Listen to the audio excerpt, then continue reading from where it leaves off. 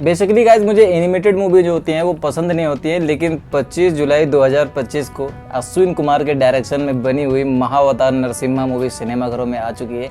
और ये मूवी का इस समय बहुत ही ज़्यादा रूमर चल रहा है, जिस हिसाब से भाई अभी सैयारा मूवी सिनेमाघरों में आतंक मचाई हुई है कुछ पागलों और कुछ मंद बुद्धियों की वजह से। तो उसी को टक्कर देने के लिए एक एनिमेटेड मूवी आई हुई है हुम्बल्स की तरफ से। हुम्बल्स को कौन नहीं जानता यार, ये एक ऐसा स्टूडियो है जिसको भाई केजीएफ ने कहाँ से उठा करके कहाँ पहुँचा दिया। तो ये पौराणिक ग्रंथ लॉर्ड विष्णु के अवतार पर बेस्ड है और मुझे कहानी बताने की ज़रूरत नहीं है और ना ही मैं कहानी के ऊपर बातचीत करने वाला हूँ। 99% जो ऑडियंस है हिंदुस्तान की उसे डेफिनेटली पता हुआ है कि भाई जो भक्त प्रहलाद थे, हिरण्यकश्यपु थे, उनके बीच में क्या चीज़ था, क्या स्टोरी थी, ये सबको पता हुआ है। 90s के दशक में जो सीरियल्स आते थे उस टाइम जब विष्णु पुराण दूरदर्शन पे आता था तो डेफिनेटली सब लोगों ने देखा होता है। जब मैंने इस मूवी को देखा तो मेरा एक टाइम ट्रेवल जो था वो उसी टाइम पे चला गया यार कि भाई साहब क्या है। तो उस टाइम का जो विजुअल था वो उतना शार्पनेस नहीं था, उतना क्लियर नहीं था, लेकिन इस समय जो है वो भाई टाइम ट्रेवल के अकॉर्डिंग 2025 के अकॉर्डिंग जितनी दुनिया डेवलपमेंट हुई है उसके अकॉर्डिंग भाई बहुत ही चीज़ें डेवलप की गई हैं। एक जो कहानी थी, स्टोरी थी, वो नए सिरे से दिखाएगी। स्टोरी में कोई भी आपको छेड़छाड़ नहीं की, डेफिनेटली सारी चीज़ें मेकर्स ने एक ही चीज़ के ऊपर रखी हुई है भाई कि जो सच है, सच के सिवा उन्होंने कुछ नहीं दिखाया। लेकिन जो स्टाइल, जो एक्शन, जो एनिमेशन, जो बैकग्राउंड, जो विजुअल, जो वॉइस आर्टिस्ट है, एवरीथिंग इज़ यार परफेक्ट रूप से उन्होंने दिया हुआ। और वहीं पे इसका एक पूरा यूनिवर्स बनाया जा रहा है। तो इसका जो नेक्स्ट पार्ट होगा महाअवतार परशुराम के ऊपर निर्भर करता है भाई। वो लास्ट में जब खत्म होती है मूवी तो वहाँ पे दिखाया जाता है, अनाउंसमेंट किया जाता है, छोटा सा अनाउंसमेंट है। तो बात करें इसमें तो इसमें जो मेकर्स ने दिखाया गया है, उस समय जब मैं सीरियल देख रहा था, जब जहाँ तक मैं जानता हूँ तो हिरण्यकश्यपु जो थे वो भक्त प्रहलाद के पिताजी थे। वो इतने बड़े दानव थे, राक्षस थे और उनको मारने वाला कोई पैदा नहीं हुआ था। ऐसा नहीं है कि भांग खा करके इसमें मेकर्स ने भाई ये चीज़ बना दी है जैसे कि आदि पुरुष वालों ने बनाया था। तो इसमें रियल में भाई हिरण्यकश्यपु को वो वरदान मिलता है और वो वरदान के और पीछे से जाकर के मेकर्स ने ये चीज़ दिखाई। इनफैक्ट यहाँ तक कि हिरण्यकश्यपु पैदा भी नहीं हुए होते हैं, उसके पहले की कहानी आपको देखने को मिलती है।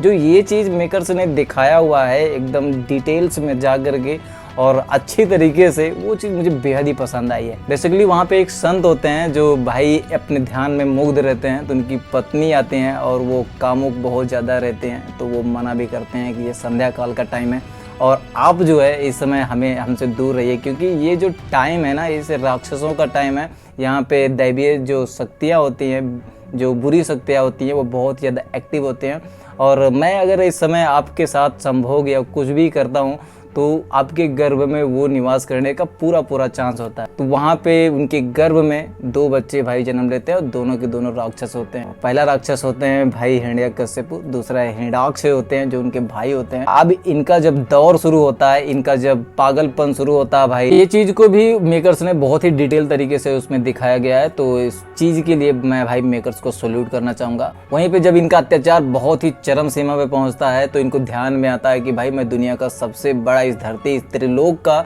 सबसे बड़ा जो भगवान होता है वो मैं हूँ। तो सुनने में आता है कि नहीं भगवान तुम नहीं हो, लॉर्ड विष्णु हैं जो भाई इस सृष्टि को चलाते हैं, तीनों लोकों के राजा वही हैं, वही बनाते हैं, वही बेकार करते हैं, वही जन्म देते हैं और वही मिटाते हैं। तो इनके जो भाई होते हैं हिरण्याक्ष, वो कहते हैं कि मैं जा रहा हूँ, विष्णु को मैं ख़त्म कर दूँगा और उसके लिए उन्होंने पृथ्वी माता यानी कि धरती माता को वो अपहरण करते हैं और समुद्र के तल में ले जाकर के उसको छुपाते हैं और तब जाकर के विष्णु भगवान एक रूप में आते हैं और वहाँ पे जाके उनका संहार करते हैं। और यहीं से और भी ज़्यादा दुश्मनी जो हिरण्यकश्यपु और भगवान विष्णु के बीच में होती है, ये वहाँ से स्टार्ट होती है। भगवान विष्णु का खेल देखो, उनके गर्भ में ही भाई प्रहलाद भक्त जो होते हैं उनको डाला जाता है। अब प्रहलाद भक्त के मन के अंदर भगवान विष्णु के प्रति इतनी भक्ति क्यों होती है, फ्रेंडली आप इसको मूवी में देखेगा तो बहुत ही ज़्यादा अच्छा लगेगा। और सबसे इम्पोर्टेंट मैं अगर किसी को थैंक्स बोलना चाहूँगा तो वो भाई वॉइस आर्टिस्ट को। सबकी बबलेशन A to Z मैच करती है और सबसे इम्पोर्टेंट, सबसे जो मनमोहक चीज़ होता है भाई भक्त प्रहलाद की, जो वो चीज़ उनका रूप दिखाया गया है, उनकी बोलने का जो स्टाइल दिखाया गया है, वो एक एक बबलेशन A to Z मैच करता है। उनके मुख के ऊपर जो यार एक भोलापन होता है वो बहुत ही ज़्यादा सूट करता है। और एक राक्षस जब आतंक मचाता है और वो किस लेवल से आतंक मचाता है, उसका डायलॉग डिलीवरी वहाँ पे यार E1 नेक्स्ट लेवल की है यार, ये सोच के रखो। और दूसरी पॉइंट पे जब बैकग्राउंड में जब राक्षस ये दोनों भाई मिल करके आतंक मचाते हैं ना भाई, बैकग्राउंड में रैप के अकॉर्डिंग सॉन्ग चलता है, वो चीज़ डेफिनेटली इतना पसंद आया है। थोड़ी देर मूवी चलने के बाद, 10 मिनट 15 मिनट मूवी चलने के बाद हमें फील ही नहीं हो रहा था यार कि मैं एक एनिमेटेड मूवी देख रहा हूँ। और सबसे लास्ट का इंटरेस्ट जो होगा जब भगवान विष्णु जो होते हैं भाई, वो जब महाअवतार एक बिग रूप में आते हैं, वो जो दृश्य है ना यार, वो यार नेक्स्ट लेवल का है यार। E1 मैं तो, मेरे पास शब्द नहीं है उस चीज़ को बताने का। डेफिनेटली वो चीज़ बताई भी नहीं जा सकती है, वो एक एक्सपीरियंस करने वाली चीज़ है।